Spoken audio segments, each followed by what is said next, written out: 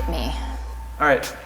I've lost crucial USTA matches where the gamesmanship started with the racket spin, where the worst ones are those acted nice in disguise, but were really meant to annoy or disrupt my concentration. I don't have the talent for it, and it seems like too much of an effort when I just want to get better at tennis. Equally, how is it that suddenly injured players end up winning convincingly?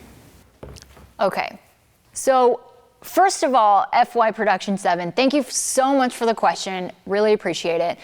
I hear this a lot from a lot of different people that you know, my opponent was just too intense. They were too competitive, and I'm just here to get better at tennis. But it is a USTA match, and it is competitive. So you might be better served to kind of take some inventory for yourself and realize and try to figure out what makes you the happiest in your game. Maybe you are in a stage where you're still testing out some new skills and you're really trying to hit your stride of improvement. So it would be more important for you to go into a less competitive league than, let's say, a USTA sectional or national match or whatever it may be.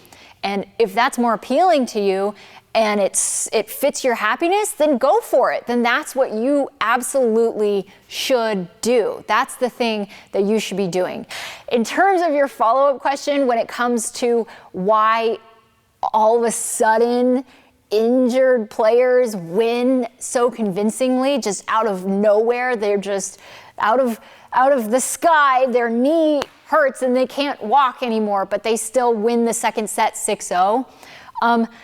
I think that you have to be good enough with yourself and with your game and your own self-confidence that you know that whatever your opponent does in their gamesmanship, whether they get injured or they do something stupid that you know we've all been there and we've all experienced, that you're not going to allow it to get a rise out of you.